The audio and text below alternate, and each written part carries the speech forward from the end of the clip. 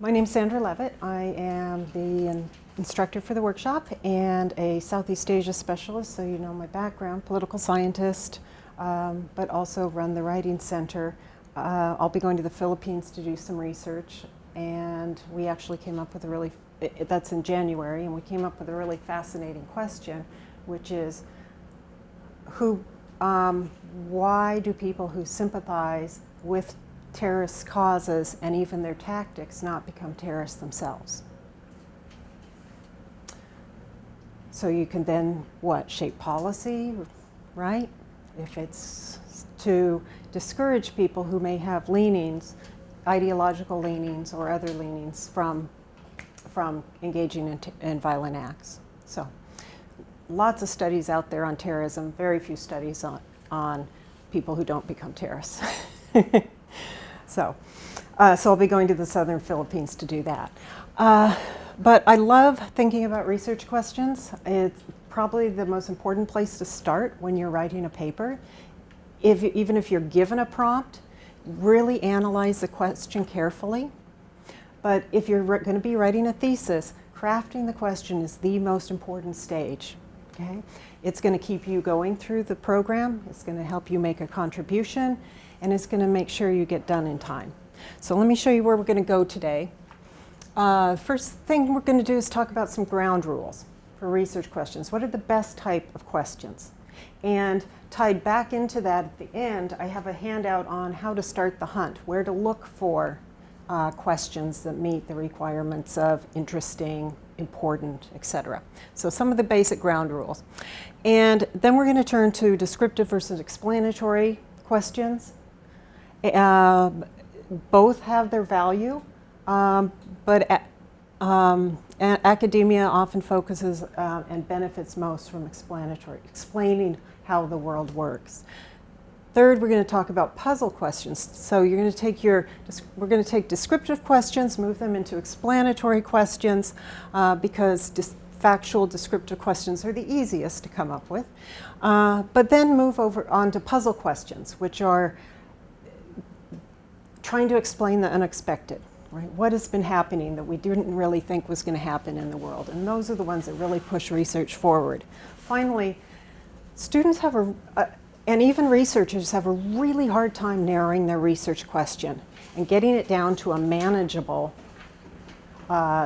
size. And if you don't get it narrowed down enough, it's going to be very, very hard to write because you'll be talking in generalities. Your paper won't be very engaging. So you really want to narrow it down so you can get into the nitty-gritty of any issue, right? And really, really understand it. So we'll practice that. And then I'll leave you with the handout on starting the hunt. But the first stage is to know what are the best kind of research questions. So when you start your hunt, start looking through the literature and talking to people, you'll know where you're going. Okay? All right, so the ground rules for success. You are looking at the big wide world. There are so many different questions out there. I actually thought when I started my PhD program that all the questions in the world had been answered. So for some reason, so I actually was at a loss of where to start. But once I started reading the literature, having methodology classes, and started understanding how to construct research questions, I had to keep a file. Because otherwise I would so I could focus on my paper and then focus on my dissertation. And even doing field work, you stumble across other fascinating questions that you want to answer. And so just to get them out of your brain and let you sleep, you put them in a folder. It makes life much easier. So first ground rule is it needs to be interesting. Okay? It needs to be interesting to you. The two most important or the group of people most important in this are you, because you're going to be writing it and researching it and reading about it. And second are your advisors, because you're going to be very intimately connected with them for several months. And you want them to want to read your work. Okay? So those are the two people who are most important in there. But so for you, think about what you're passionate about. When you read the New York Times or the New Republic or whatever magazine you pick up, or when you go to Yahoo News, what do you gravitate towards? sure, the murder cases, right, and the abduction cases, but in American news. But actually, if you went to world news or political news or technological, what would you gravitate towards? What kind of articles are you interested in? Okay. Passion makes a big difference. So also important, it needs to be important. Second criteria is importance. So you need to care about it. Does it relate to your career in any way? Is it going to help you in your career to have studied an issue? Is it interesting to scholars or important to scholars? Are you going to feel a piece of the literature? Is it important to the military in a more general sense? And especially a lot of students at MPS have research questions given to them by their sponsors. Especially in systems engineering, mechanical engineering, the science fields, quite often they'll give a question. In national security affairs, what field are you in, sir? Electrical engineering. Electrical engineering. I do know that in national security affairs, systems engineering, defense, DA, defense analysis, there are set research questions that different sponsors send. And so students can look at those. I've looked at them myself, and they're usually not quite appropriately written for academia. And I'll explain what kind of questions they are. They're mainly descriptive questions. They could be answered in a single word, but they can easily be turned into a very interesting question that'll meet the academic requirements as well as the sponsor requirements. So it's just a little twisting, and you meet both demands. Your sponsor will be very happy with you. Okay, so you want to think, can it help solve a current problem? Do you see a problem out there? Right? Have you stumbled across it in your career? And are you going to contribute to knowledge? After that, you want to think about explaining a puzzle. As I mentioned, these are the kind of questions where something really unexpected happened in the world. Most of our questions are about explaining a phenomena that's happened. And these kind of questions really help us build theory. They help us test theory. And theories are our understandings of the world. Okay. So this combines the interesting and important end of it, especially from a place of scholarship. This is, out of all these 4 points, doable is the most important for you. Okay, you need to graduate on time. In civilian universities, most people, if they're not sponsored by a company, can take an extra year if they change their research question partway through. Undergrad, you change your degree partway through, it takes you an extra 2 terms to graduate. Doctoral degrees can take anywhere from 6 to 10 years nowadays. They used to, here at NPS, they're given 3 years to do a doctoral degree. So you have a limited time frame here, you have a lot on your plate, so you want to find a topic in the world that is possible and reasonable. So what do I mean by that? Can you answer it objectively? You don't want to start a question with the word should. Here's an example. Should the United States give preferential treatment in terms of contracts, business contracts, to the company or to the countries that supported the war in 2003 in the invasion or the liberation of Iraq? Huge policy question, right? Can you answer that objectively? And if it's phrased as a should question, is the answer objectively? Is it objective, right? No. Can anyone give me another example of one that would start with should that's from your field?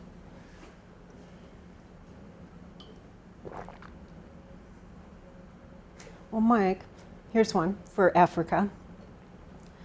Should the United States send troops to West Africa to help with the Ebola crisis?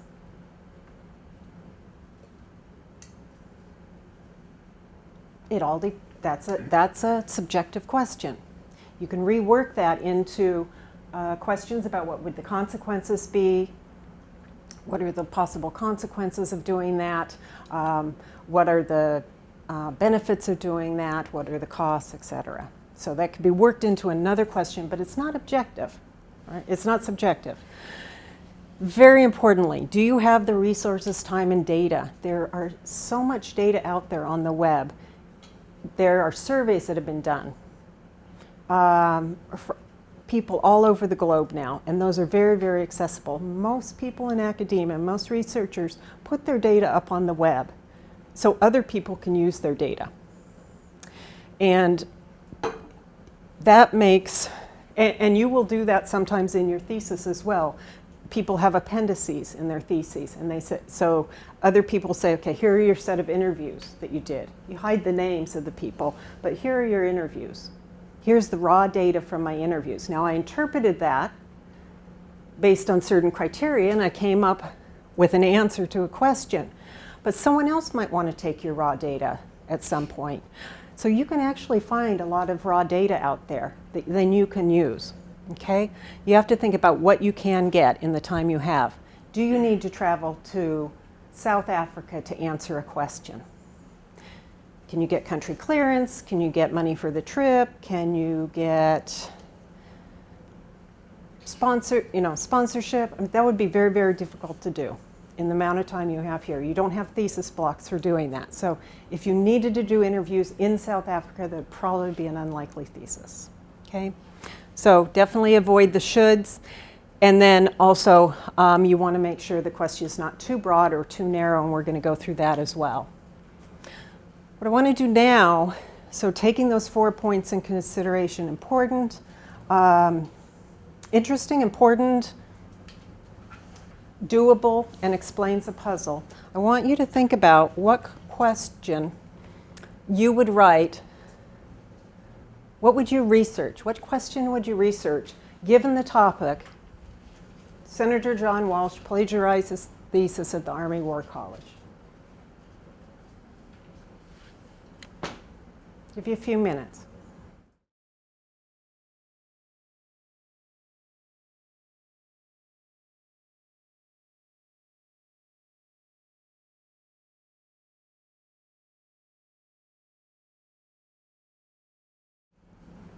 All right, some of these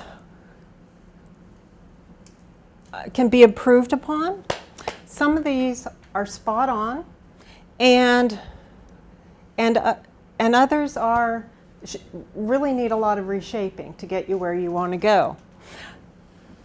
The first question, let me go through these. The first question, why did Senator Walsh conduct plagiarism? Is that an interesting question? Why is it interesting, Mike? Well, I think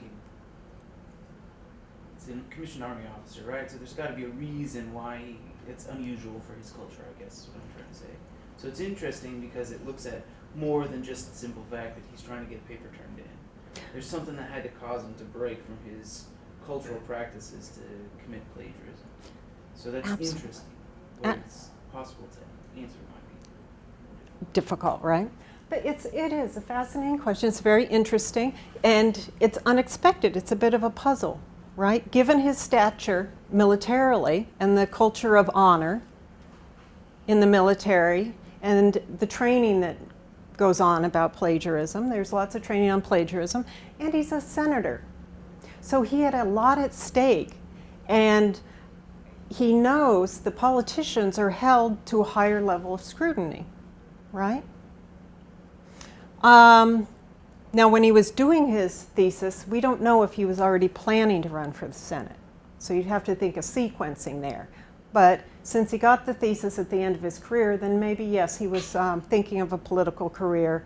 And regardless, he probably as a leader, military leader, he was thinking of at least a high-level position in a company. So if you're president or vice president of a company, you're also held to a higher standard, like senators, okay? All right, so very interesting question.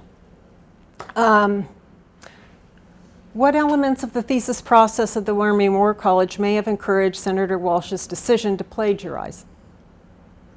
And how can the process be adjusted to prevent similar situations? This question is one of those tricky ones. It sounds like it's rather descriptive.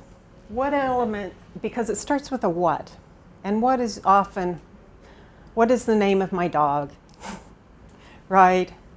What time does the train leave?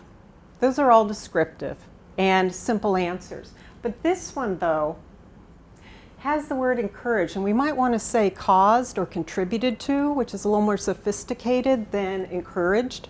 But at the same time, it is looking for a cause-effect relationship, right? So we'll talk about what questions are really why questions in disguise.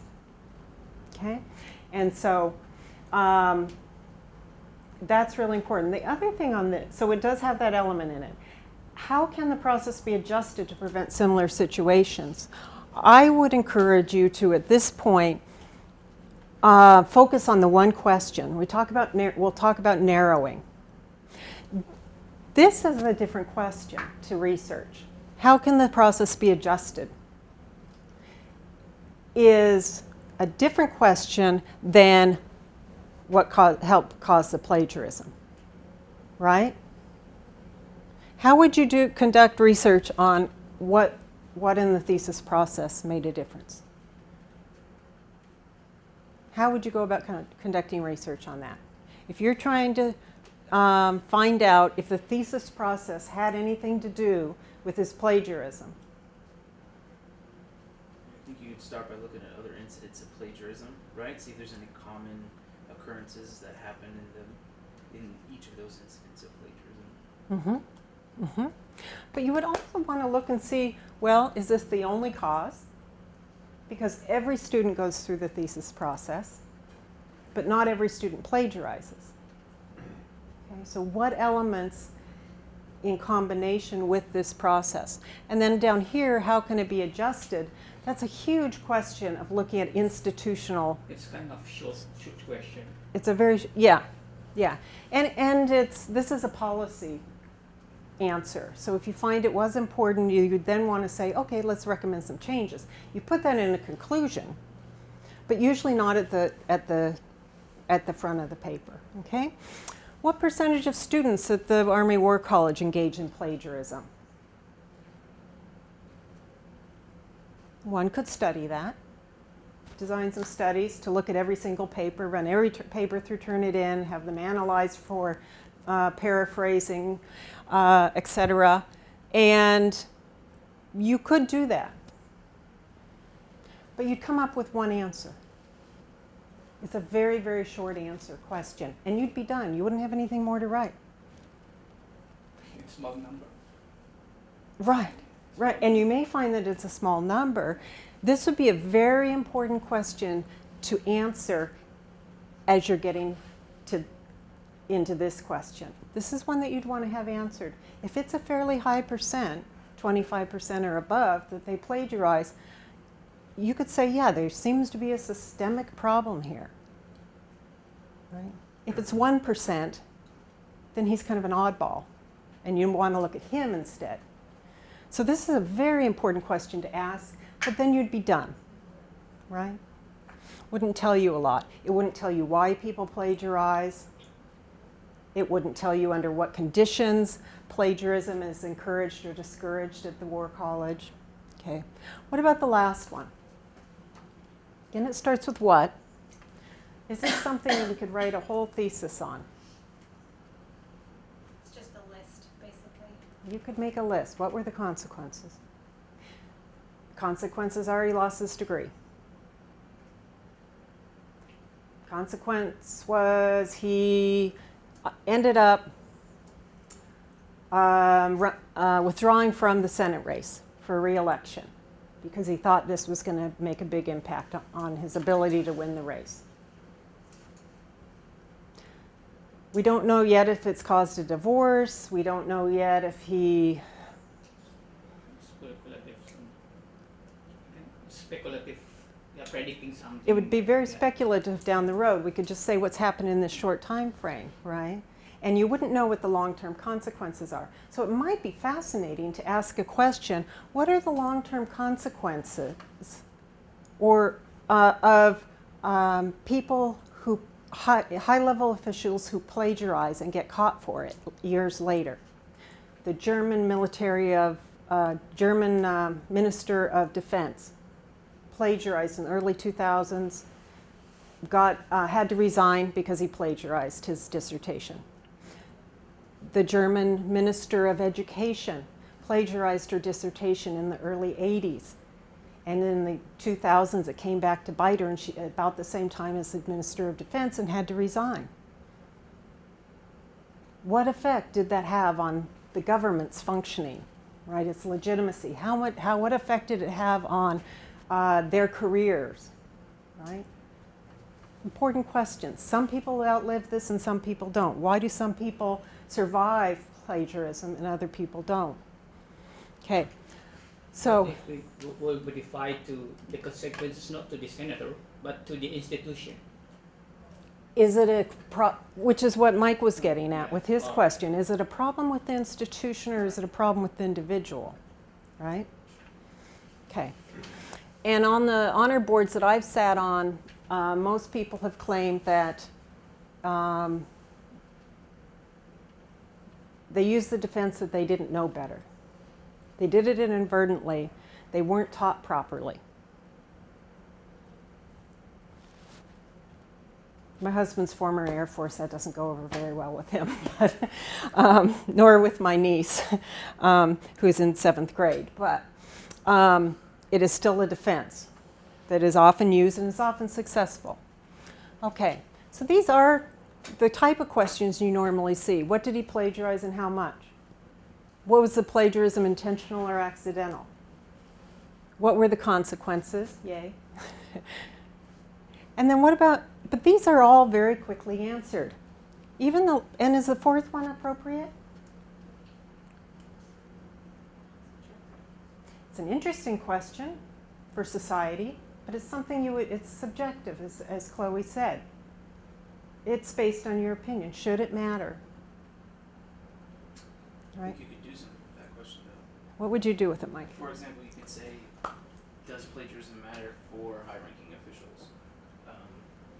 Does plagiarism matter for people of positions of authority? But then you can talk about military ethic and the responsibility, all that stuff. So you could do something with that question.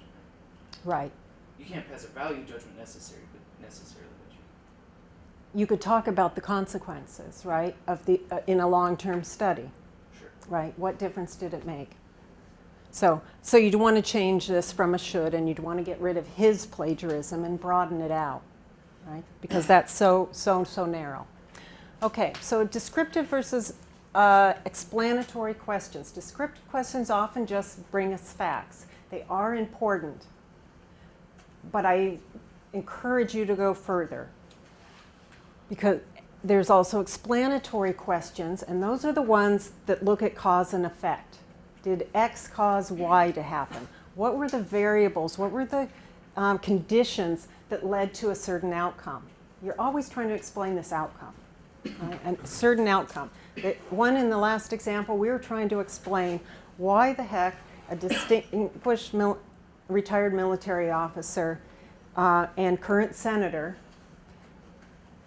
both positions where integrity are important, even in not just personal integrity, but out in the public.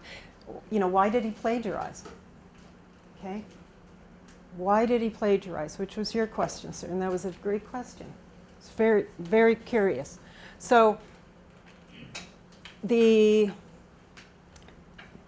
descriptive questions, try to avoid those that start with did and can when you're finalizing your research question. They may be good early on, but those are ones that you can answer yes and no. Did he plagiarize? Yes. Okay, we're done. Yes, but why? Right, is where you really want to go with that. Okay? And then the other ones, the who, where, what, when type of questions, can also usually be answered with too brief an answer. Usually very short answer. How did he plagiarize? He cut and pasted from Wikipedia. I'm done. Okay? So there are some how questions that look at mechanisms, and those are really important. But try to avoid questions. As you write down a question, think about whether you can answer it yes or no, and whether it can be answered too briefly. Okay, and those are ones where you need to keep working. You're not there yet with your question. All right, so you want to go to explanatory questions because these help build theory, help us understand what causes what in the world, why things happen. So if you start your sentences with why or how, sometimes when, and I'll show you how that works, but why and how, it'll set your brain up thinking about cause and effect, okay? And this is actually really, really important. Remember, one of our criteria was importance for a question. Interesting and important. What does this graphic bring to mind for you? The domino theory? The domino theory, right? When is this relevant? When was this relevant? In 1900? Well, I remember it as being a big issue during the Vietnam War. Right. This particular one is the domino theory from. Cold War. That one is. This one is the Arab Spring. Arab Spring. The Arab Spring. Right. Arab Spring was a big deal.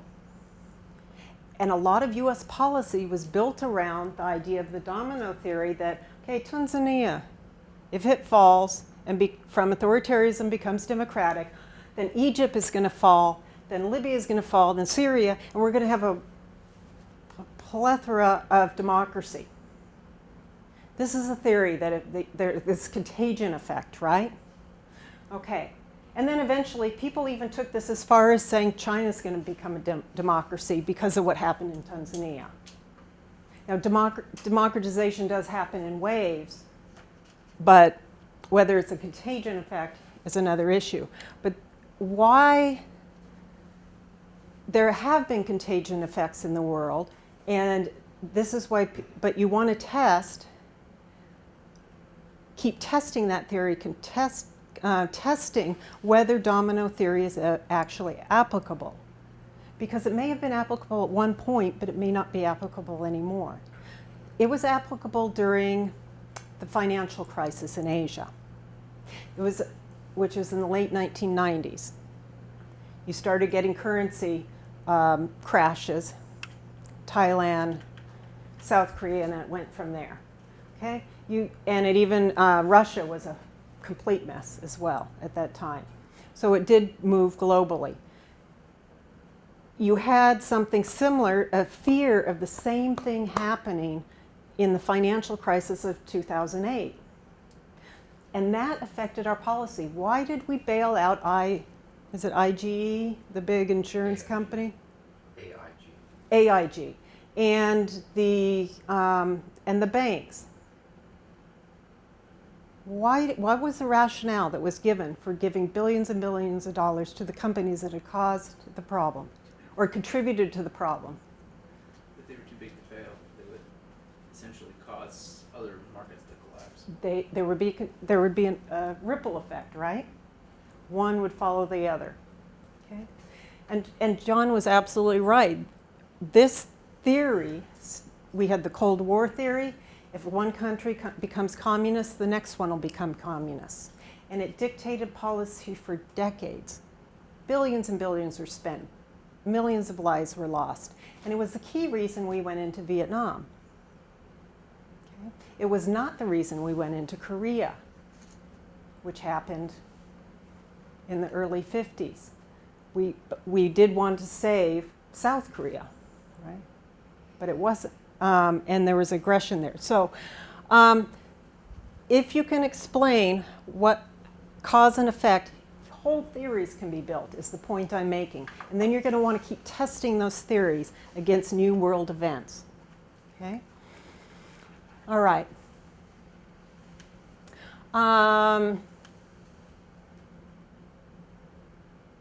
Let's quickly change these into why questions.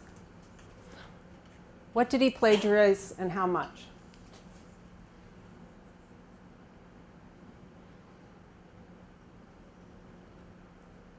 Turn it into a why question. Let me do the first one for you. Why did he plagiarize and how much? Or what did he plagiarize? Making this up, but let's say he took whole sections out of Wikipedia and pasted it in to his thesis. Why did he copy material from Wikipedia, which is so easy to find? And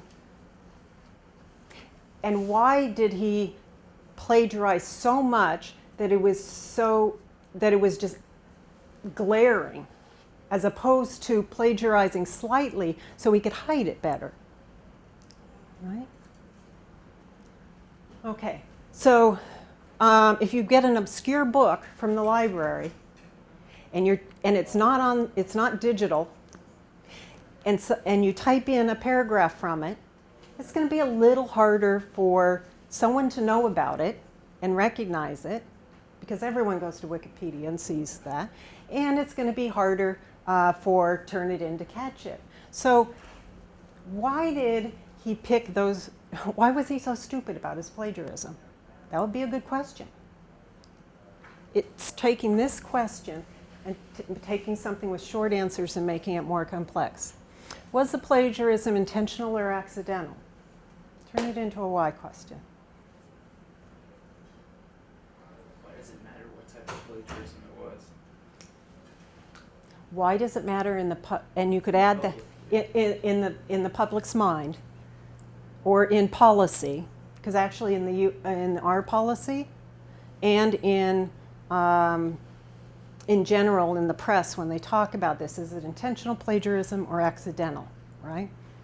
By definition, in our academic honor code, it doesn't matter. You're supposed to be guilty of either one.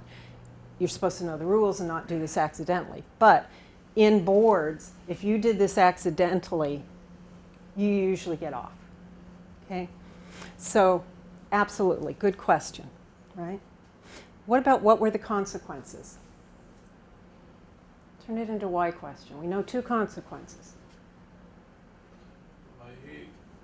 Why he does not think about his career? Why he did not think about his career? Right, why, well, there is a question. Why did he take the risk he did, right? Is it because he thought it wouldn't matter? Is it because he thought he'd never get caught? Right? But what were the consequences? Well, could be like a, That was a good they question. do how is the Army War College process of current students affected by the high interest or the highly visible incidents of this plagiarism? Is that an explanatory question?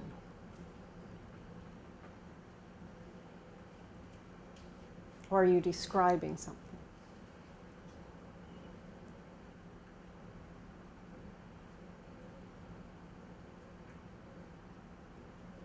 This is probably more describing.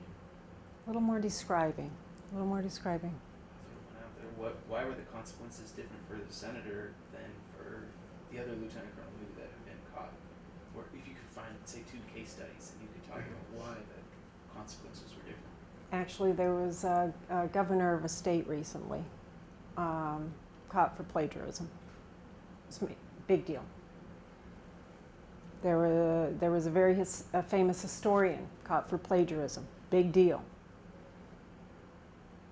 Did all their careers go down? So, yeah, why were consequences for some people tragic and other people not? Okay. All right. Let's move on. We'll skip this one for now. We'll come back to it. I wanted to walk you through so we can get to puzzles and other things, and help you really understand how to change what and descriptive questions into explanatory questions. Descriptive questions are your friends. Don't throw them out. You need to answer those questions, but not stop there. So let's develop some of those and then turn them into turn each one into an explanatory question. The broad topic we're going to start with is the use of chemical weapons against civilians by their state. Is it interesting?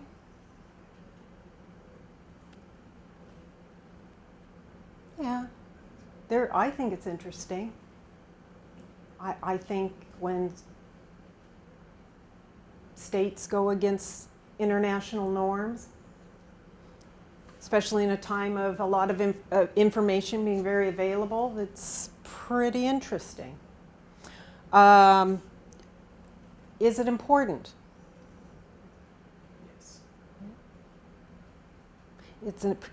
Why is it important, Mike? I'd say it's particularly important for policymakers, right? Because if we know why or the conditions for which a state might use chemical weapons against their civilians, we might be able to do something about that.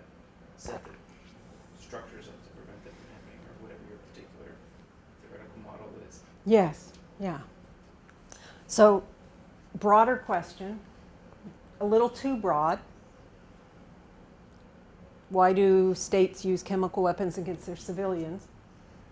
That's really broad, right? You'd be talking in broad terms. You would have a lot of different cases. It would be hard to narrow it down. Let's narrow it down a little and just look at the Saddam Hussein and his chemical attack on the Iraqi Kurds in 1988. Okay?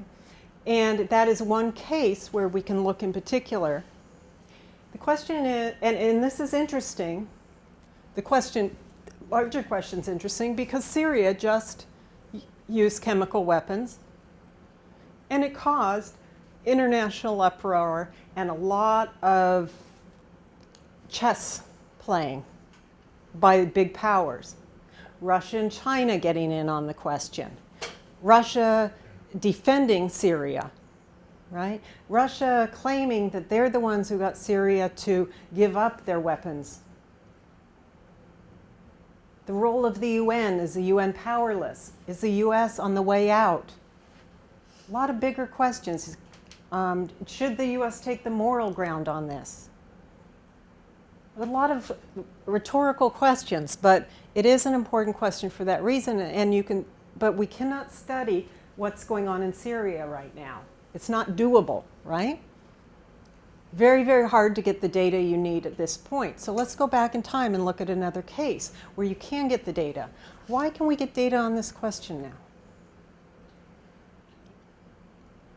Tell us the occasional, specifically for the time and location. Absolutely. Well, lots of data is available on this now. Only the archives of that country. The U.S. owns the archives, basically, or has access to archives. And currently, more and more reports are coming out about the weapons that were found, the chemical weapons that were found, okay? And that were used at about this time. That's been in the news quite a bit. So we're going to focus on that important question. And first thing you want to say is what happened.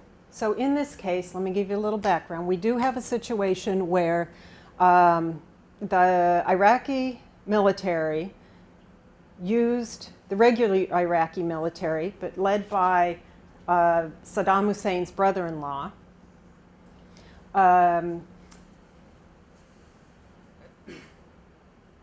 used chemical weapons, was involved in a attack against the Kurds in general in 1987 to 88.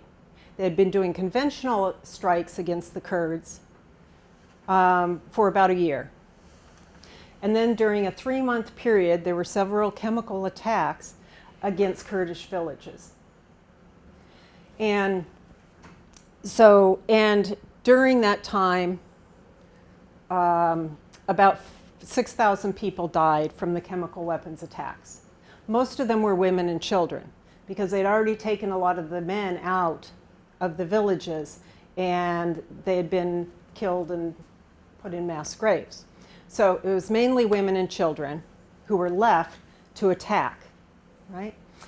Then in the larger campaign where they had used conventional weapons, they'd been able to kill 200,000 people. This has been labeled a genocide, and the goal of a genocide is what? Extermination of a particular. Extermination of people. So if you're trying to wipe them out, right? So you would want to be as effective as you can, or as efficient as you can in doing that. So this killed the chemical weapons killed about 6,000, the conventional weapons killed about 200,000. All right, so that is what happened, and it got in the press. Who did he use the chemical weapons against? Important question for getting to a different one. But you wouldn't want to just research this question because then you'd be done. Okay, women and children in these villages. Done, right? So, but it's important to know. Next question, where were the Kurds living? Well, actually they were in Halabja, not too far from Baghdad. They were not up by the Turkish border. They were not over by Syria. They were on the border with Iran. So the where question is, you have your answer, right? That didn't even become part of the no-fly zone later. This is the Kurdish area. The no-fly zone that the US put in later was above that line. So these villages didn't even become part of, they weren't that important politically, right? Okay. And then the question of when. When did he do this? At what point in time? So all of these can be turned into really interesting why questions. But first, let me tell you, there are a number of places where descriptive questions are useful, not just in your own pre-research. It is important when something hasn't been described before, okay? You have new data. US invaded Iraq. We have now the archives about this attack. We didn't have those before. We could now study them. Or there's a data becomes available through the Freedom of Information Act, or the records from President Nixon 50 years after he dies, all of a sudden everything becomes available from his personal records. So at points in time where data becomes available, it's a great time for someone to go in and describe what happened, because no one's described it before. And someone has to lay down that basic framework, right? Okay. So new data. After the Cold War, we had a lot of this as well, right? Going into the Russian archives and such. You also want to answer descriptive questions when you're trying to reinterpret the facts.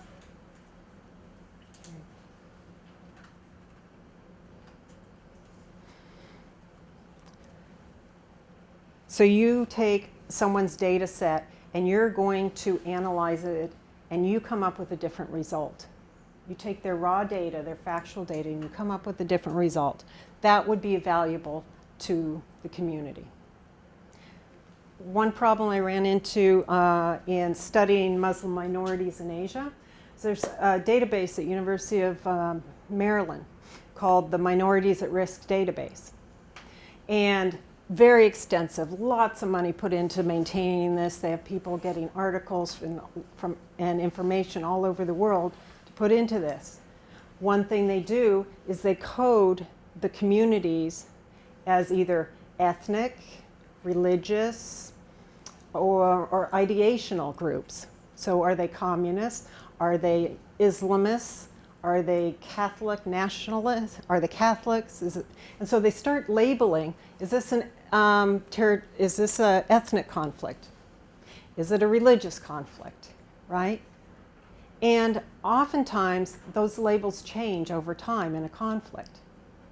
Depending on what label you're going to use, it's going to be most effective for fundraising and recruiting people to follow you. So their data, you can go in and if you reinterpret you take their data and you crunch it, but use different labels because you don't agree with the labels they gave to people. you could get very different results, and that would be very useful. Okay. Testing and measurement is the other one. So, or testing new methodologies is another time when you're going to be very descriptive in your thesis.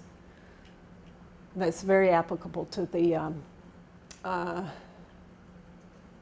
sciences.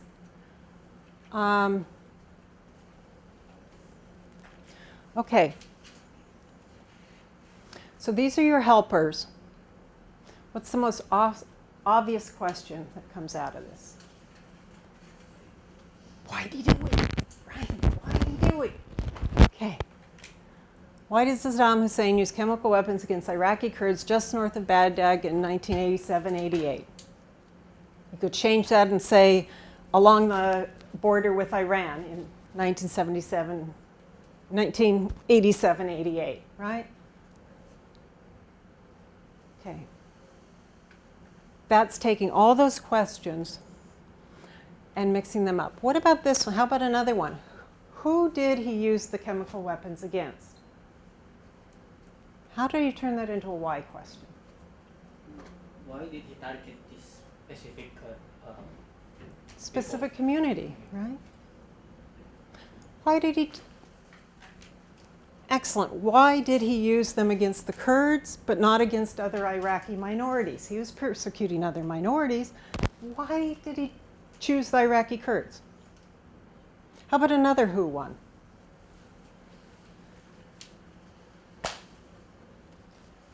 Gave you a little background.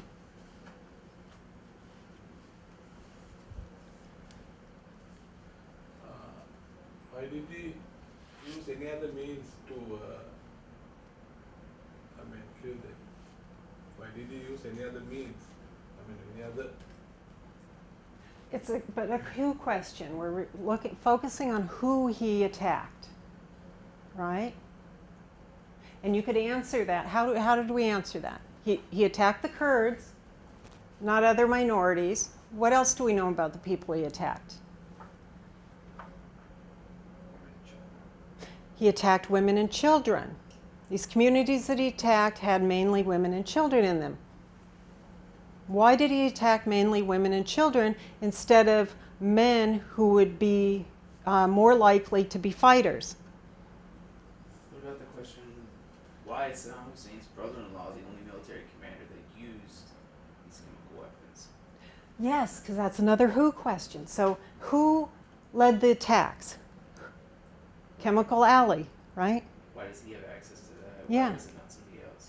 Why did he assign his brother-in-law? That's a who question. Why did he assign his brother-in-law and not one of his other generals? Fascinating question.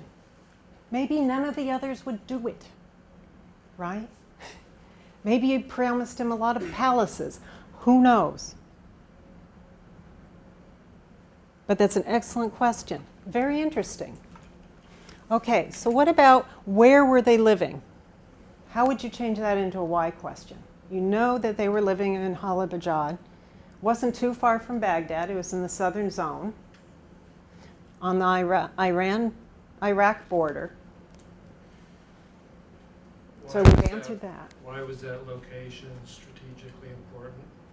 Why was that location strategically important? Why did he choose that location? And it actually was a very important question because it turns out that the Iran-Iraq war was still going on. And they were fighting over territory. Who's going to control that territory in that area? So, okay. So what, and again, why did he, another one would be why one village versus the other village, right? Those are strategic decisions that have to be made, and you can get that evidence now.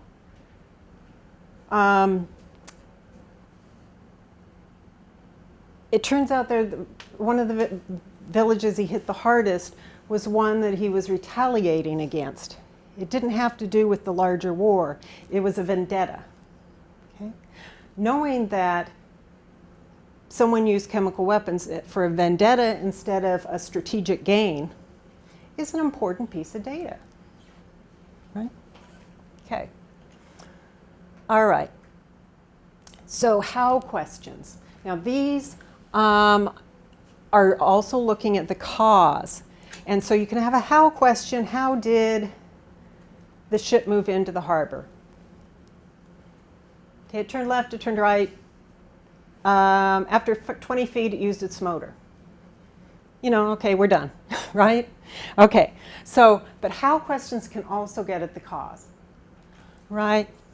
And here is how you do that. If you're going to start with a how, you need to have how did something affect? And this is getting more nuanced into your question. So we still have the why, X leads to Y, right? So you have, this is your cause, chemical weapon use against Kurdish population. Okay, we've got that. And we want to figure out what were the contributing factors for it. So one thing you could do is say, how did the international relations affect the decision? Because maybe your larger question is, why did he do it? Which was Mike's question. Why did he do it? And here, you're looking at theory. You're not saying you could, if you're just doing descriptive, you would probably just say, were international relations important? How do you answer that? Yes, no. Okay, that's too short. But if you say, how did the international relations affect, you can write a whole thesis on that. You could write a whole book on that. It'd be fascinating. And it'd be very, very important for theory and also policy going forward, right? Okay. And that drew all from there. Another one, how question. Oh, so here, how was the attack carried out? That's kind of like, how did the ship move into the harbor, right? That description might be useful, but this how did it affect is really important. Another one, when you're trying to look at process, can be useful if you're trying to explain how something worked. An example, so if our question, we decide, the question of what chemical was used is kind of an interesting one. Okay? And we know that he used sarin gas and mustard gas. And those are held by a lot of countries in the world and easily obtainable. And so what chemical was used? A why question would be what? Then we can ask a question like, when did he acquire chemical weapons? When? When did he require them? Yeah. Because it was not maybe earlier before. But how could you, would that be a short answer or a longer answer? How would you answer that? So then you have to the countries who, who has this sort of chemical weapons. But your question was, where did he obtain them, right? Yeah. Your answer would be what? Months or year. But where did he obtain them? Really short. Yeah. He's like from the black market. From This the guy. black market, yeah, They produce themselves. right. Using- Or he obtained them from Russia, or he retained them, actually, they didn't obtain them from somewhere, they actually bought the precursors and manufactured them themselves. It Okay. could be part of a bigger question. How was their chemical weapons program developed? How was it developed? You're looking at a process. How did this unfold? That would be an important question. Another one would be trying to look at a scientific question of why did it kill more people than scientifically predicted, right? If you're expecting, so you'd be looking at the process of how the weapons were killed people. And that may be very useful because maybe you're going to find out that he used a new mode of delivery. And if you attach oils in your dispension mechanism, where you're putting the gas out, you also mix in oil. So when the gas mixes with the oil and lands, it sticks. if that's a new invention that he came up with, you're going to want to know how he did that. Right? And so this is another one of how to look at the how question. Right? You're looking at a process. How did something work the way it did?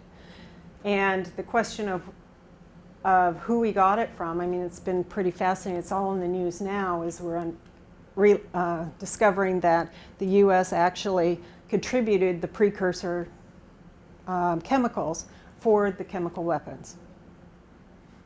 It was during the Iran-Iraq War, the stockpiles that the U.S. found after the invasion in 2003, but those are the weapons they found are the ones they used on the Kurds and on the Iranians. Okay. So let's look at quickly on what question, when is a what question okay? Because you're going to come across this in your literature when you're reading. And it's best to start your questions with a why question, or turn your descriptive questions into why questions. But you can also use start with what, and you'll see this often, and you need to recognize when the question, especially if it's an exam question, whether they're asking you to describe something or explain something. So it's kind of a trick question. So our general question, why did Iraq use chemical weapons, blah, blah, blah, right? Okay. You could also say, what caused Iraq to use chemical weapons? So again, we're getting at a cause and effect, right? If you see this in the questions, you know it's really an explanatory question. Don't be fooled by the what, is what I'm saying. Okay? Another one. Under what conditions The factors. or what factors contributed to? All of these, they're really asking you why. Right? They're asking you about cause and effect. In some ways, though, they're narrowing that question, right? So Yes. instead of you're just saying he had a bad day, it's not gonna. That's a why. That could be an Yes. answer to why, but using this method, they're narrowing what Yes. factors, what conditions, or something like that. And our quest, right. And here's one that narrows it even more, Mike. So, to what extent were intra-family feuds responsible for the decision? Here our question is, why did he make this decision, right? Fascinating question. You want to know why leaders do what they do, okay? And here you're trying to tease out whether the intra-family feuds were really important. To what extent were they important? Okay? And you're really looking at a cause-effect. Okay? And you've narrowed it really nicely. And that could take you a whole thesis or a whole book of looking at all the inter-family feuds that were going on over the years. Okay, another one. To what extent was Saddam Hussein's use of chemical weapons against the Kurdish minority driven by internal power struggles among the majority?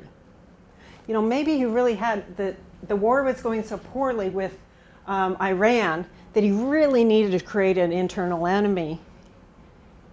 And so figured, well, if I attack the Kurds, I can really get the people behind me. I can talk about how they've dominated us and they're evil and blah, blah, blah, blah, blah. So it may have been about internal power struggles. Or maybe he was actually losing power and there were generals who wanted to do a coup against them and he wanted to demonstrate that he's dangerous.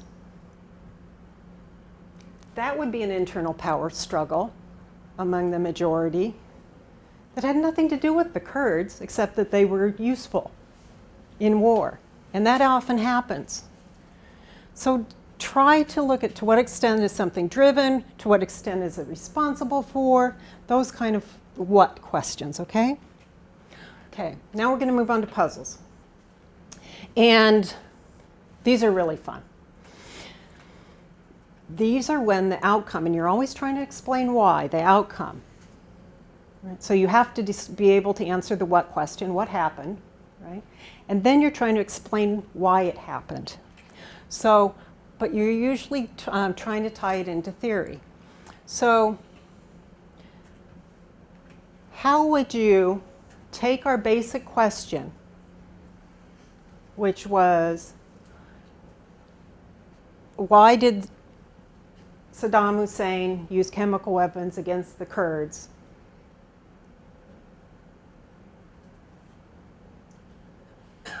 How could you make that a more interesting, a puzzle?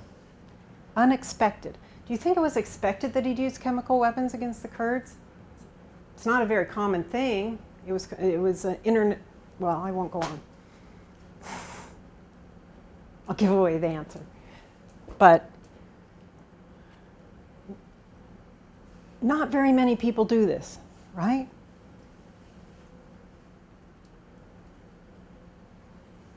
It took the world by surprise.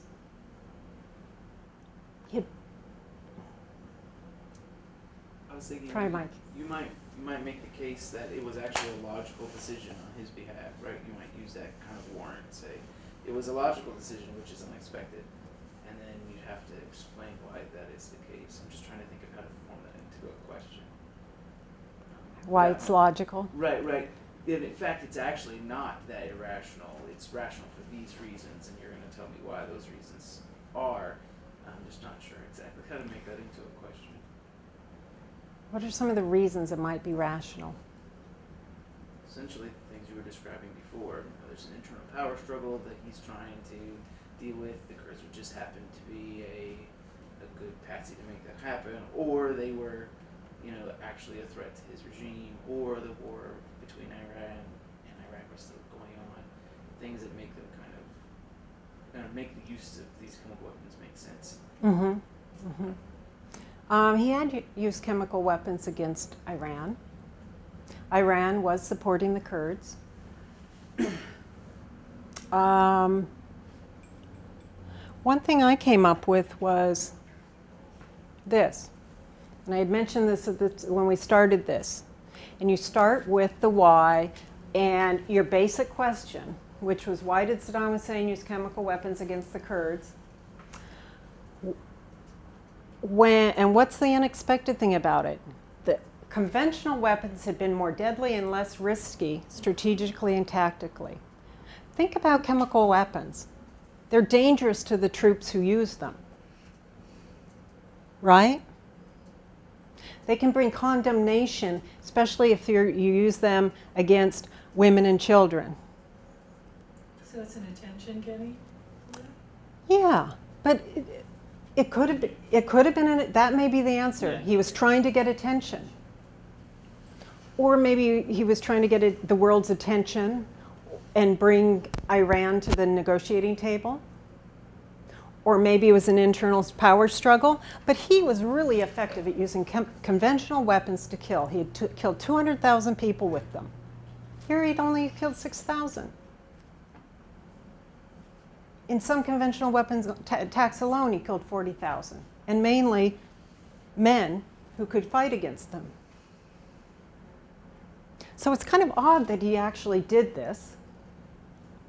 And one of the reasons it's odd is because conventional weapons are less risky to use. You wouldn't expect. Why would someone choose something that puts their troops in danger and has the potential to bring international condemnation? It could have been an experiment. Could have been an experiment. Maybe he was, again, using them as an experiment. They're expendable. I'm going to do that here, and then I'm going to see if it works, and then I'm going to use them somewhere else. If the world's really quiet, doesn't say anything about it, maybe I can keep doing this.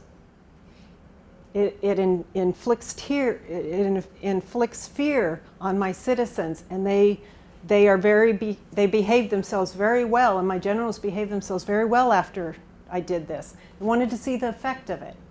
And then he could say, oh, okay, this is really effective in some ways. Not in the sheer number of people killed. So this is, we think about war. How do you make decisions, right? You want to destroy the other side's resources. So this was illogical from that standpoint. So using a question like this, you're trying to allude to an answer that's not obvious at first, essentially is what we're trying to say. Yeah, yeah. The obvious answer would be to kill people, but you're saying, hey, that's not the right answer because he was more successful at killing people using this other method, so there must be another There must be another reason. explanation. Yeah. And this is what theory would predict. This is what theory would predict. People or military officers and leaders make decisions that take they minimize risk and they maximize efficiency, right? We believe that about leaders' decision making and war fighting. But that's an assumption. That's an assumption. It's also, though, that part of theory, that that's a rational thing to do, rational choice. I'm not sure I would apply that theory to Saddam Hussein. So one of your theories may, or maybe one of your hypotheses may be that he's insane. Maybe to show deterrence. And he didn't follow the normal path because he's insane. Maybe to show deterrence Yeah, sort of. to other countries is that future, if somebody try to go against him, he will react like that. Absolutely. Maybe it had to do with demonstrating to the rest of the world. Is that what ISIS is doing now with the beheadings? Trying to send a message to the world? It's not a very effective way to kill people if that's what you're trying to do. But that's not really what it's all about, because you only get one at a time and you don't do them too often. So beheadings are not a very effective war tool in terms of sheer numbers. And war theory is built about numbers. I don't know what are the consequences faced by the survivors. True, what were the consequences? But how would you turn that into a why question?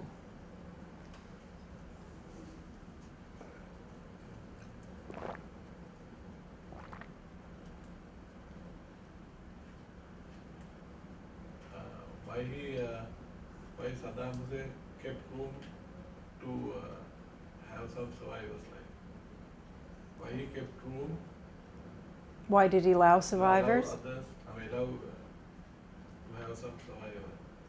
It's a good question, maybe for political reasons, right? Your hypothesis might be that he had a leadership surrounded by yes men and thus was incapable of reaching rational decisions. For lack of accurate information. That actually happened during the Vietnam War. People wanted, or commanders in the field, it was important during the Vietnam War to report the number of kills. And that's how you made promotion. So people were actually lying about to the US president and people up the chain that of how many people have killed in this region in such and such attack. You didn't have to prove it with bodies because no one could get there. But so you would come back and you say, okay, I killed this many. Okay, you get a promotion. But the leaders made decisions based on that data, right? Okay. It also hurt internationally. But here's another one. How about the outcome is, why is another reason you would think this would be an unexpected behavior for him?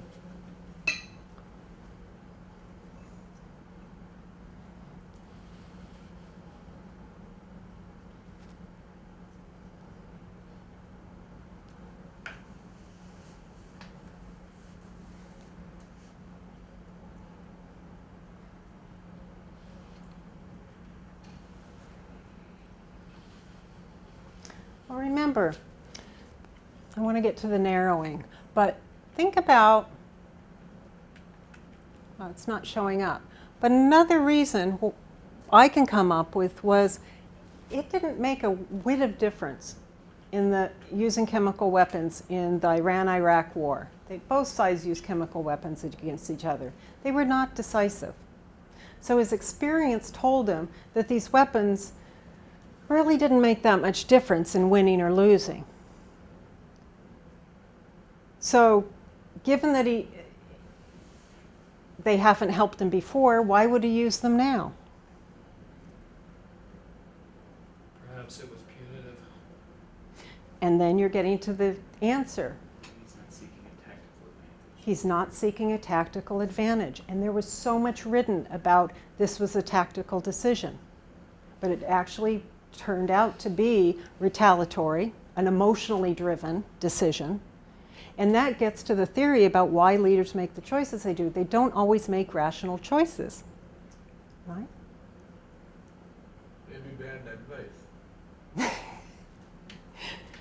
But we should not go as far as assuming that all leaders are irrational either if they do something out of the ordinary. Okay? Because that's a dangerous place to go too. All right. Come up with a puzzle question. Start it with a why. Add in a despite that or something like that. But just use this graphic. I'm going to give you a clue. This is Karzai, president of Afghanistan.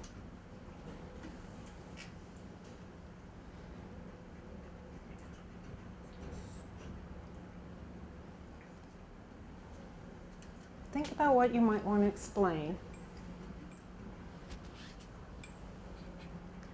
Okay, what does this symbolize?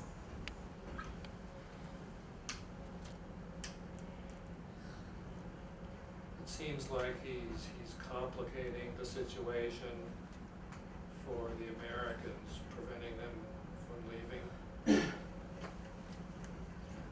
The American soldier is taking away a rock while Karzai continues to pile new rocks on And what are the rocks? ethnic groups in the region. So this might tell you that they're not really working together, perhaps. And was that the case, that they're not always on the same page? Well, if that's what you got out of this, an interesting question would be, why did Karzai not turn on the U.S. after the U.S. put him into power and invested millions of dollars in keeping him in power? Right? Yeah, what? That's why kind does- of- Why does Karzai choose not to support the signing of the SOFA agreement or the turnover agreement, given that the U.S. had done all these things from what you're describing? Right. That's interesting. And it might help explain why other countries don't sign the SOFA agreements, which are the Forces Overseas Agreements. Okay. Anyone else have one? Another interpretation of this? This is what I want you to do as you read the newspapers. Start asking why questions about everything you see. Be a 2-year-old. Why, Daddy? Hi, Mommy. Okay, what I came up with was something I thought would be doable, because I can't go and ask Karzai why he did something, and I may not have access to people who knew, although there are people who might talk. But I came up with, why does the U.S. government believe democracy could be built in Afghanistan after the ouster of the Taliban, given that Afghanistan lacked key foundations for democracy. And those are an educated public, shared identity, solid middle class, moderate level of economic growth. These are all related to theory that's been built about when does democracy thrive, right? When does it take root and when does it develop in a healthy way? And you're not going to have a reversion to authoritarianism. When does it cement itself? So there is a theory that you have to get over moderate, low level of economic development for it to take place. There are also theories that you need to have a vibrant middle class for democracy to flourish. And that's why we actually got democracy for the Western world, is because you had this middle class that developed. So it started with an economic dynamics. So there's a whole literature on why democracy takes place. And it is one of the reasons we thought that we could start democracy in Iraq. It drove policy because it had a lot of these conditions. It had an educated public, shared identity, middle class, economic development, etc. And we thought, wow, yeah, we can do this. It has the conditions. It has all the ingredients we need. Okay? But why did the U.S. believe, if that's the theory, why did we think we could build democracy in Afghanistan? Well, that gets at how we make decisions. Right. So then how would you study this, John?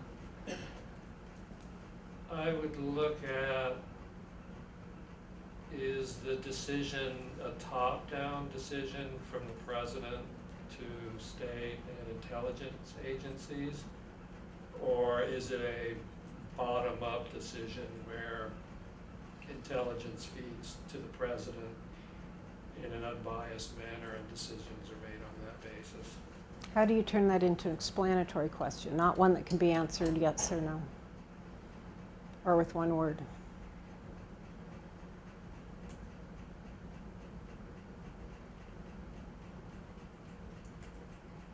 Anyone want to help them out?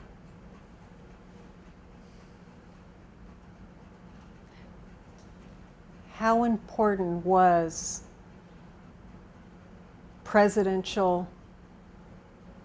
how important was the president's convictions and belief systems in the decision of going to war? How important was that variable, right?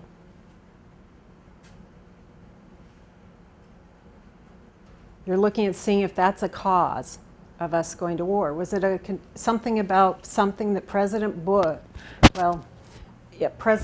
believed deep in his heart, and that's why we did it? Or you could even say, to what extent does the American process of political decision making, or however you want to describe it, to what extent does this process contribute to the perspective that we can build democracy in this, given all those things? Absolutely. Yeah. Yep. Okay. Let's try another one. Here are some more. Showing you how to phrase these. You can move them around. What we want to explain is, why did Vietnam invade Cambodia in '78? Well, by itself, you're going, that's not so interesting, right? Some people don't care. But actually, given that no other communist state has gone to war with another communist state, given that that is the reality in the world, why did Vietnam invade Cambodia in '78? They were both communist, staunch communist countries. And this gets into the bigger question of, is ideology important in whether states go to war against each other? And it can even challenge democracy theory. Democratic peace theory started with the idea that democracies don't go to war, right, against each other. And that's because they share an ideology and a belief in solving decisions or solving problems through dialogue, negotiation. Well, it turns out they actually don't go to war because they have economic ties with each other, which is what we found out over time. But someone had this theory and other people tested it along the way. But this was very important. Are countries with the same ideology, are they going to go to war against each other? That's important to know. Okay?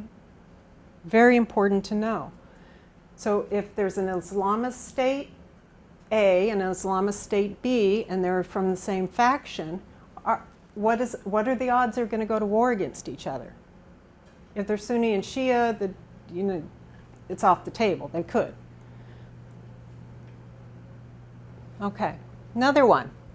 We believe that people with shared identity don't fight each other. So we have the wars that Protestant Irish and the Protestant English and the Irish Catholics. Okay, that's how that 60-year war was, insurgency was framed. It was they were going to fight because of their identity issues. But we have something weird going on over in Burma. We have the Burmese junta attacking a Muslim minority in the northwest. Those people are fleeing in droves across the border into Bangladesh, which is overwhelmingly Muslim. Okay? But Bangladesh, instead of standing up for their ethnic brethren, as we often say, or their religious brethren, people who share the same language, they didn't take them in. Instead, they drove them back across the border. Theory would predict that they would have taken them in. So that's another theory that, and it shapes our thinking about the world, right? Okay. So you have something that's going on in the world and it's kind of odd. It's an outlier. So you want to explain it. That pushes theory forward. Another one, why is this a puzzle? Why did 80% of the Thai population support its democratic government's use of extrajudicial killings of up to 3,000 citizens in its 2003 war on drugs? They did. We'll just take that as fact right now. They were extrajudicial killings. Because there's a theory that says that in a democratic system, the population will just force the government to do things in accordance with the law, like that process. They'll re-elect or somehow enforce them to do things in accordance with the law. But this is extrajudicial, and the population supported that. Why did the population in a democratic country not force the government to follow the law? Right. If that's exactly right. Extrajudicial killings don't happen very often in democracy, especially on a large scale, and especially supported in large part by the government. And when they do happen, you have people who don't like that and usually make a big noise about it. But most people, there were protests, right? There were protests, but the vast majority of people in Thailand thought, cool, this is great, go get them. They don't need due process. Kind of odd, right? So it makes you question, how strong is the democracy? Another one. Okay, let's take a puzzle or a question and narrow it. Interesting question is, why do states shoot their citizens who are protesting nonviolently? Why is this important?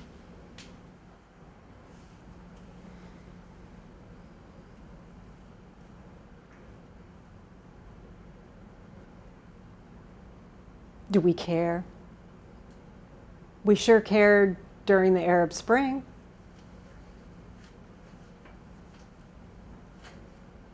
We sure cared in Tiananmen Square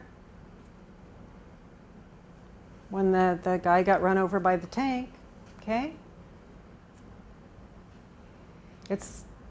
You can get, especially if they're protesting nonviolently, they're against a foe that is not attacking them. I was wondering if anyone would remember Kent State. But how would you narrow this and make it into a puzzle? First, let's make it into a puzzle. Do we expect states to shoot their citizens who are protesting nonviolently? You could say, why do states shoot their citizens when the primary reason for having states is to provide security for the citizens, or something Beautiful. with that law, with the theory? Right. Absolutely. It's odd that they do. What about the ones protesting nonviolently? Are they a huge threat? Can they take down a government? Yeah, actually they can. So you might want to use force against them at some point. But you want to narrow this and make it a puzzle. So why did the democratic government of Thailand use extrajudicial killings in its war on drugs? You've narrowed the generic shooting of citizens to a specific case. So that's what you want to do. You want to narrow, take a broad topic, broad thing of interest, and narrow it. Remember how we did this, started with the Saddam Hussein example? It was, why do states use chemical weapons against their citizens? And then we got down to this one case in Iraq in a 3-month period in 1988. Okay? This got very, very specific. Why did the government of Thailand use extrajudicial killings in its 2003 war on drugs? Very specific. They had another war in 2005. We're not studying that one. We're studying this one. The conditions for why they did it may be different between the two time periods. So you actually have to narrow your question and make it very specific so you can just study that and get out of here, to be honest. And it would take a lot of effort to collect all the data related to this and do a thorough job on that question. You wouldn't want to have it this broad. This is where you're going, okay, what I learned here can inform the broader question. But your study in its own has to be narrow enough that you can give proper treatment to the data. Okay? There's another one. Why did the Thai government fire on nonviolent anti-government protesters in 2010 when the numbers had shrunken significantly and protesters were contained to a small area? Their only weapons were slingshots and sticks. So you had this standoff going on, and you'd had attrition in the protesters. And so really, the stalemate that was there, the government saying, come on, you guys, stop doing this, stop protesting. You're making us look bad, and we really don't want to shoot you because that's going to cause us a lot of international grief. At some point, they decided, we're going to shoot him. It's worth the risk in international press. But it's very strange that they did that because you'd been reading about a lot of people had been giving up, right? They weren't really a threat anymore. They had them all blocked off. So that is another case where you can say it's very odd that the government took a violent stance when they were making progress through nonviolent approaches. Okay. Let's take this one. This is our last one. What has been the effect of drone strikes in warfare in the 21st century? Why is that a bad question? Too big. Too big. Why else? It's impossible to answer, right? It's so big it's impossible to answer. Is it important? Yes. Why is it important? It's important on a lot of different levels because it affects policy, affects populations, it affects diplomatic relations. Mm-hmm. Yeah, if you're flying a drone over a country and you don't have permission, that's a bad thing. Yeah. Okay, so who can narrow that down? And we're trying to look at the effect of drone strikes. That's what we're looking at.